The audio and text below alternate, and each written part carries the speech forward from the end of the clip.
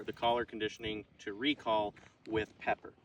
At this point, Pepper's already comfortable with the electrical stimulation on her neck. We've introduced it through low levels with a bark collar, and I find that's a very good way to get them desensitized to it, where it's just learning how to turn pressure on, pressure off, not something to be afraid of. I use Dogtra, and what I love so much about Dogtra is the stimulation levels are 1 through 127. Not that I want to live in the super high levels of stimulation. I like it because I get to live at the low levels of stimulation. So with her, we're going to start off between a 5 and a 10. And I'm just looking for the indication that she feels it. A flick of the ear, a twitch of the tongue, a little turn of the head. Not something where I think it's causing her pain or discomfort, but something where she just feels it.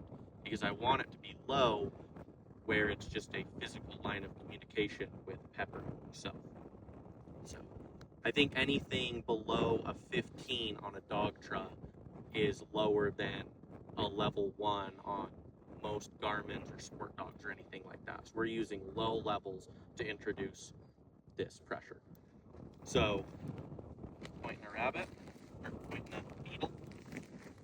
So fitting the collar on the dog is what I like to do. If you get a squirmy one, sometimes she's a little squirmy, I'll just put her right in between my legs, and I just take the collar, go up like that, and I like it on either side of the neck. I don't like it right down the middle. I like it on either side. Okay. I like it high. I don't like it down low right here, because it's just a lot of thick muscle. So how I like to fit it is opposite side of this box. I like to be able to fit 2 fingers under there pretty easily. So that was a little too easy, so I'm going to go 1 tighter. Boom, that's perfect, right where I want it. That way I'm getting good contact on the skin and she's feeling it consistently. Okay? So I just have this long lead, and we're just starting the recall.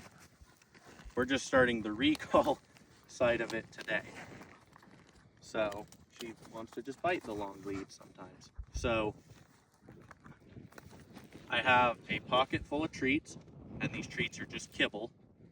So all I'm going to do is I'm just going to press on the stimulation on her neck, at the same time say here, and then when she gets all the way to me, even if that takes a second and I have to help her out a little bit, the pressure immediately comes off and she gets paid with some kibble as such.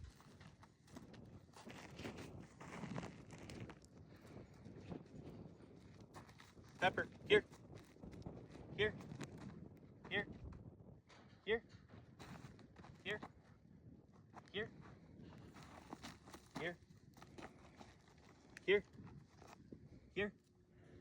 Even if it takes a second, I want her to figure out to come back to me.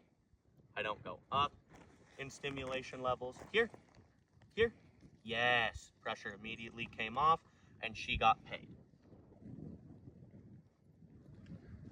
Sometimes with these young dogs, they have a lot of loose skin on their neck, so sometimes the collar will slide down towards their shoulders. Sometimes you just got to readjust it, where then it's behind the jawline. Okay. So we'll do it again. Here, here, here. See, she's already looking for a treat. And then that stimulation, it doesn't mean something to be worried about or something to avoid. It's something to go towards so that she can get paid.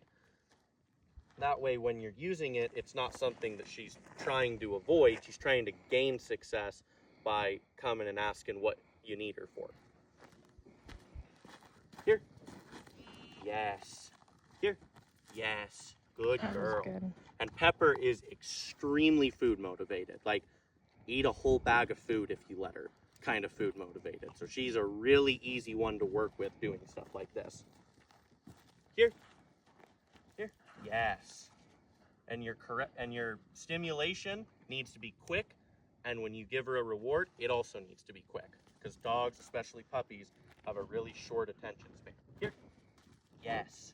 Just like that. Here. Yes. Good girl. And we'll do this 2 to 3 times a day, 10 to 15 reps a session, and we're gonna build from a 6-foot radius around me to a longer radius, to where then she's just dragging the slip lead, and then where she's running out in the training field that we have here, and then eventually where she's not dragging a check cord and we're not calling her in for treats, we're calling her in for birds, which seems to get a bird dog much more motivated. But yeah, that's a little bit about what we're doing with her, and yeah.